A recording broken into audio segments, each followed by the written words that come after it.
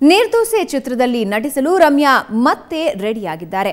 ವಿಜಯ್ ಪ್ರಸಾದ್ ನಿರ್ದೇಶನದ ನಿರ್ದೋಸೆ ಚಿತ್ರದಿಂದ ಹೊರಬಂದಿದ್ದ ರಮ್ಯಾ ಮತ್ತೆ ಚಿತ್ರದಲ್ಲಿ ನಟಿಸೋದಕ್ಕೆ ಒಪ್ಪಿಕೊಂಡಿದ್ದಾರೆ. ಮತ್ತೆ ಚಿತ್ರದಲ್ಲಿ ನಟಿಸಲು ಒಪ್ಪಿಕೊಂಡಿದ್ದು ಯಾಕೆ ಅನ್ನೋದು ಇನ್ನೂ ಗೊತ್ತಾಗಿಲ್ಲ. ಕಳೆದ ವಾರವಷ್ಟೇ ರಮ್ಯಾ ನಿರ್ದೋಸೆ ಚಿತ್ರದಿಂದ ಹೊರಬಂದಿದ್ದಾರೆ ಅಂತ ಸುದ್ದಿ ಜೋರಾಗಿ ಸದ್ದು ಮಾಡಿತ್ತು. ಚಿತ್ರಕ್ಕೆ 15 ಲಕ್ಷ ಅಡ್ವಾನ್ಸ್ ಕೂಡ ಪಡೆದಿದ್ದ ರಮ್ಯಾ ಚಿತ್ರದ ಪಾತ್ರಕ್ಕೆ ನನ್ನಿಂದ ನ್ಯಾಯ ಒದಗಿಸಲು ಸಾಧ್ಯವಿಲ್ಲ ಅನ್ನೋ ಕಾರಣಕ್ಕೆ ಕೊಟ್ಟು ಚಿತ್ರದಿಂದ ಹೊರ ನಡೆದಿದ್ರು.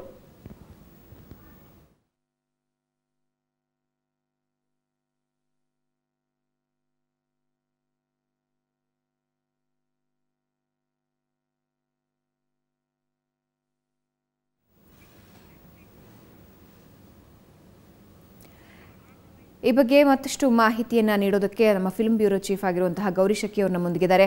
ಗೌರಿ ಶೆಟ್ಟಿ ಅವರೇ, ಈ ಪಾತ್ರಕ್ಕೆ ನ್ಯಾಯ ಒದಗಿಸಲ್ಲ ಅನ್ನೋ ಕಾರಣಕ್ಕೆ ರಮ್ಯಾ ನಿರ್ದೋಸೆಯಿಂದ ಹೊರಬಂದಿದ್ದೀನಿ ಅಂತ ಹೇಳಿದ್ದಾರೆ ಅಂತ ಸಾಕಷ್ಟು ಸುದ್ದಿಯಾಗಿತ್ತು. ಈಗ ಮತ್ತೆ ನಿರ್ದೋಸೆಗೆ ರಮ್ಯಾ ಹೋಗ್ತಿದ್ದಾರೆ, ಅದರಲ್ಲಿ ನಟಿಸ್ತಿದ್ದಾರೆ ಅನ್ನೋ ಸುದ್ದಿಗಳು ಕೂಡ ಜೋರಾಗಿ ಕೇಳಿ ಬರ್ತಾ ಇದೆ.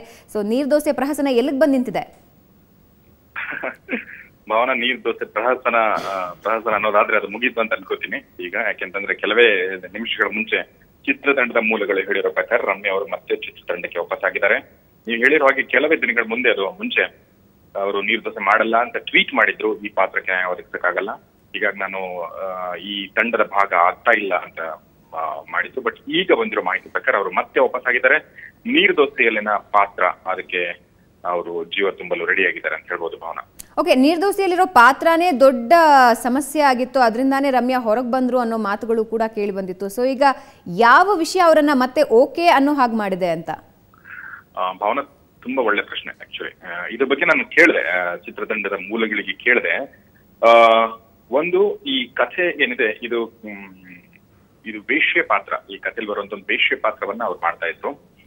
ಕುಮುದ ಅಂತ ಪಾತ್ರದ ಹೆಸರು.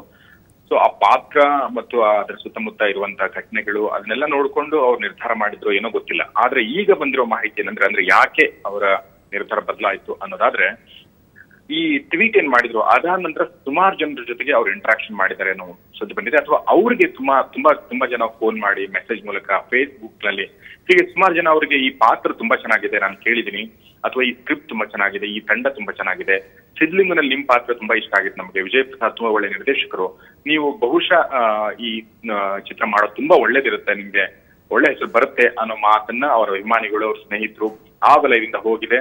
ಸೊ ಹೀಗಾಗಿಯೇ ರಮ್ಯಾ ಅವರು ಈ ನಿರ್ಧಾರವನ್ನ ಬದಲಿಸಿ ಮತ್ತೆ ಈ ಒಂದು ಚಿತ್ರಕ್ಕೆ ವಾಪಸ್ಸಾಗಲು ನಿರ್ಧರಿಸಿದ್ದಾರೆ ಅಂತ ಗೊತ್ತಾಗಿದೆ ಭಾವನಾ.